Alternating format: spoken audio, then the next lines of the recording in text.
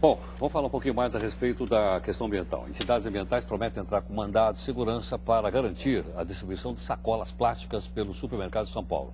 Desde o dia 5, as sacolinhas deixaram de ser distribuídas por uma ação feita e, aliás, comandada pela APAS, que é a Associação Paulista de Supermercados.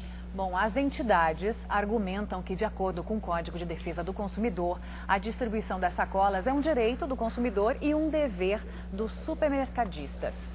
Bom, quem está aqui conosco para falar disso, nós vamos conversar agora com o Miguel Baiense, que é presidente da Plastivida, que é o Instituto Socioambiental dos Plásticos. Boa noite, Miguel, boa noite, bem-vindo. Boa noite, prazer. Boa noite. Boa noite. Bom, você sabe que eu mesmo sou um crítico, você sabe disso, né, em relação às sacolinhas, mas a gente quer ouvir o outro lado. Por esse motivo, nós convidamos você, né, para que você dissesse, então, quais são as vantagens, ao invés da gente usar um saco plástico preto, que a gente compra no supermercado, de usar as sacolinhas que a gente pega no supermercado, na farmácia, na padaria, etc. O primeiro ponto é que as vantagens são todas claramente para as sacolinhas plásticas. Por quê? Um grande objetivo das sacolas plásticas é o transporte das compras do supermercado para a nossa residência. E a população reutiliza para embalar o lixo doméstico e descartar esse lixo para o aterro sanitário.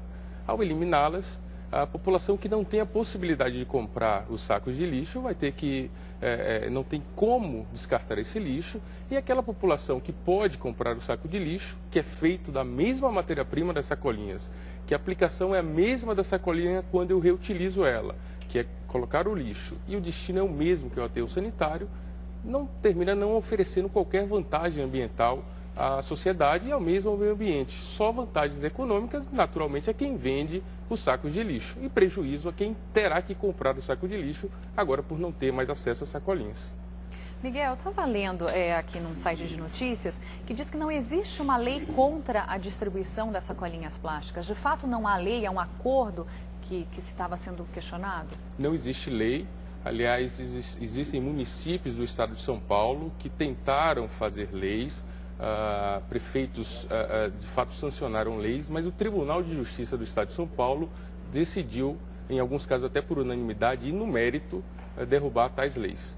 Então, na verdade, o ponto é que é inconstitucional municípios legislarem sobre a distribuição de sacolas plásticas. Essa é uma decisão do Tribunal de Justiça do Estado de São Paulo. Então, de fato, não há lei no Estado que proíba a distribuição de sacolas. Agora, Miguel, você não acha que seria melhor a gente embalar o lixo numa sacola de papel?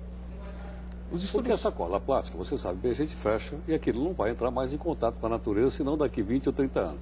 Tem que botar num saquinho de papel, o papel vai se dissolver, mesmo no aterro sanitário, e vai se dissolver na natureza. Você não acha que seria melhor? Esse que é o ponto. Na verdade, o uso de embalagens plásticas para condicionar lixo é uma recomendação dos órgãos sanitários. Exatamente porque ele... Quais?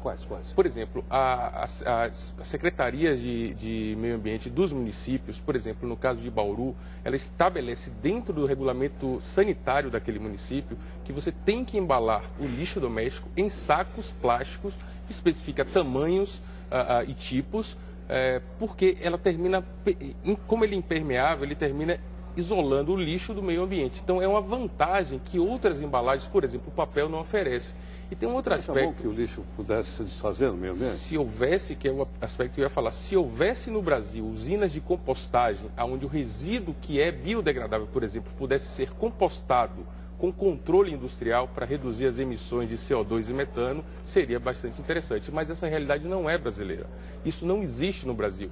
Então, mesmo tendo papel, que é um material biodegradável, ou qualquer outro tipo, um plástico biodegradável, não faria sentido, porque ela vai terminar, inclusive, atrapalhando a cadeia de reciclagem dos plásticos e de outros materiais recicláveis. Mas a cidade de São Francisco, nos Estados Unidos, proibiu a distribuição de saquinho plástico. Veja, e não é a única do mundo que proibiu. Olha, tem várias que proibiram. Eu conheço a Itália enquanto país que de fato proibiu as sacolas. São Francisco também.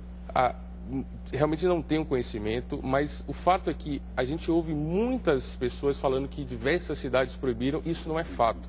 Por exemplo, na China, em países asiáticos, o que existe é uma proibição a sacolas sem qualidade. que é o trabalho da Plastivida, que a Plastivida realiza desde 2008. Aquela sacola fina, sem qualidade, que o consumidor termina desperdiçando por ter que colocar uma dentro da outra. Com esse trabalho de fabricar sacolas dentro de normas técnicas, a gente conseguiu reduzir em 5 bilhões de unidades o consumo de sacolas entre 2008 e 2011. Quantos bilhões de sacolinhas são consumidas anualmente? Só para...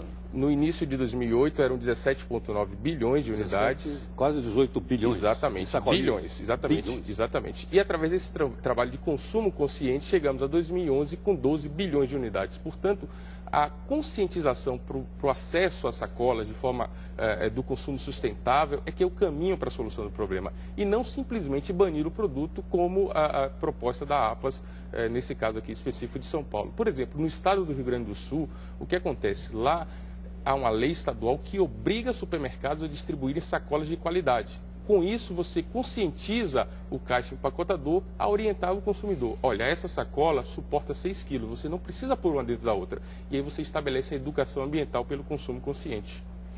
Hoje, curiosidade, o jornal Folha de São Paulo hoje tinha um encarte, eu fui abrir o encarte, era uma sacola plástica. Você viu isso ou não? Não, não cheguei. Da GM, não, De fato, não cheguei a ver. da GM, sacola, vai dizer assim, essa aqui consegue carregar até 12 quilos. Pois é, esse que é o caminho. Se a Fiquei gente, olhando ali, eu falei, mas da GM... se a gente tiver essa consciência ambiental, nós seríamos educados para praticar Essa isso. que eles deram hoje no jornal é para você levar e trazer. Retornável. Existem as não é- sacolas retornáveis e a gente tem que estar atento ao seguinte: qualquer pessoa que consuma sacola retornável é obrigada a comprar saco de lixo. E aí é onde entra a nossa tese. É a mesma matéria-prima da sacolinha, a aplicação é a mesma que é embalar o lixo, o destino é o mesmo que é o aterro sanitário. Por que fazer a troca? O que vai fazer a população classe C, D e E?